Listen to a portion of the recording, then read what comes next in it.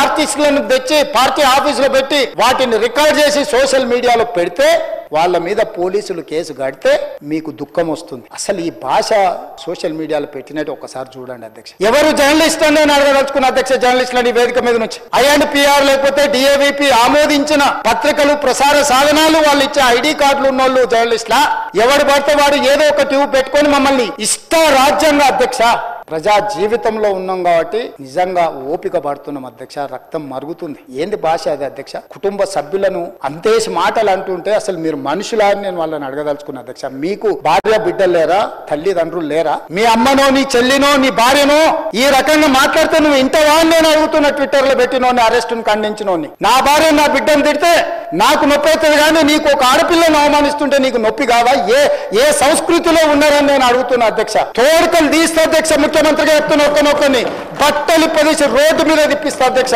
రాజకీయాలు ప్రజా జీవితంలో ఉన్నది మేము. విమర్శించండి, విశ్లేషించండి, మా గురించి మాట్లాడండి. ఆడబిడ్డల గురించి, ఇంట్లో ఉన్న ఆడోళ్ళ గురించి మాట్లాడే సంస్కృతి ఎక్కడి నుంచి వచ్చింది అధ్యక్ష? నోటికి వచ్చింది మాట్లాడి వాటిని పోస్టు చేయించి ఏం పైశాచిక ఆనందం అని నేను అడుగుతున్నా అధ్యక్ష. వాళ్ళు తిట్టిన తిట్లకు నా పేరు తీసి మీ పేరు రాసుకోండి. మీకు అన్నం తినబుద్ధి అవుతుందో నేను చూస్తా. తెలంగాణ రాష్ట్ర ముఖ్యమంత్రి అయితే బలహీనం అయిపోయినట్ట అధ్యక్ష? అట్లా అనుకుంటురా? ఓపిక పట్టిన అధ్యక్ష నేను మర్యాదకుంటున్నా. మీకు ఎంతమంది ఉన్నారో తెలియదు.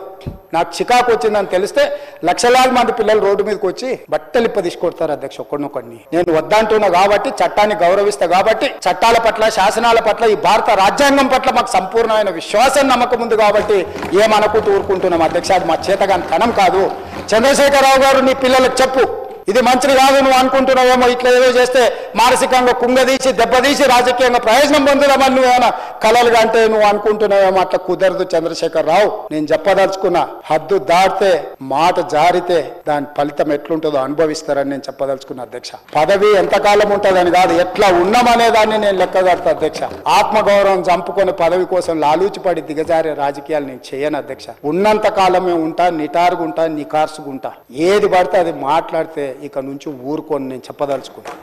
మీరు అనుకుంటున్నాం ఏది పడితే అది బాగా మాట్లాడితే చెల్లిపోద్ది, లేకపోతే కోర్టుకు పోతే బెయిల్ వస్తుంది, లేకపోతే ఈడిపోతే అది వస్తుంది, ఆడిపోతే ఇది వస్తుంది, మానసికంగా మమ్మల్ని దెబ్బతీసి ప్రయోజనం పొందాలని. అవసరమైతే చట్టాన్ని సవరించే పని అని చేస్తాం. ఏం భాష అధ్యక్ష? ఒకసారి మీరు చూడండి అధ్యక్ష. ఆడపిల్లలు ఆ రకమైన భాషను వాడి ఆడపిల్లలే వాళ్ళ ప్లాట్ఫామ్లలో పోస్టింగ్ చేస్తే ఇది మంచిదా అధ్యక్ష? ఏం సాంప్రదాయం? తెలంగాణలో ఇట్లాంటి సాంప్రదాయం ఎప్పుడైనా ఉందా అధ్యక్ష? తెలంగాణ ఉద్యమ సందర్భంలో కూడా అంత పెద్ద ఎత్తున భావోద్వేగాలు ఉన్నప్పుడు కూడా ఇలాంటి భాషా ప్రయోగం జరగలేదు అధ్యక్ష. ఇదెక్కడి వింత పోకడలు, పైశాచిక ఆనందం అధ్యక్ష. వీటిని క్షమించే సమస్యనే లేదు అధ్యక్ష. నేను స్పష్టంగా చెప్పదలుచుకున్నా. చంద్రశేఖరరావు గారు వినండి, మీ పిల్లలకు బుద్ధి చెప్పండి. ఇలాంటి సాంప్రదాయం, సంస్కృతి భవిష్యత్ తరాలకు ఇవ్వదలుచుకోలేదు. దీన్ని ఇక్కడనే పాతరేయదలుచుకున్నా. ఉప్పు పాతరేస్తే ఇట్లాంటి సంస్కృతిని మీరు ప్రోత్సహిస్తే ఎవరిని వదలను. ప్రజాస్వామ్యయుతంగా ప్రతిపక్షంగా మీరు మాట్లాడండి, చెప్పండి, విమర్శించండి. దాన్ని సరిదిద్దుకోవడానికి మా ప్రభుత్వం సిద్ధంగా ఉంది. గౌరవిస్తాం. భారతీయ జనతా పార్టీ కూడా మా ప్రతిపక్ష పార్టీ. వాళ్ళ కేంద్రంలో అధికారంలో ఉండరు. ఆ అధికారాన్ని మనం రాష్ట్రానికి ఉపయోగించేదానికి చేస్తున్నాం.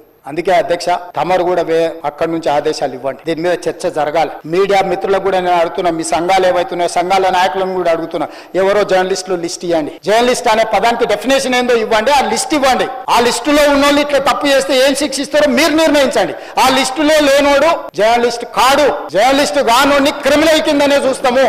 ఆ క్రిమినల్స్ ని ఎట్లా జవాబు చెప్పాలనో గట్లనే చెప్తాం. ముసుగేసుకొని వస్తే ముసుగు ఊడవికి బట్టలు గుడ్డలు ఊడదీసి కొడతా అని చెప్తున్నా. నేను తమాషా చేయొద్దు.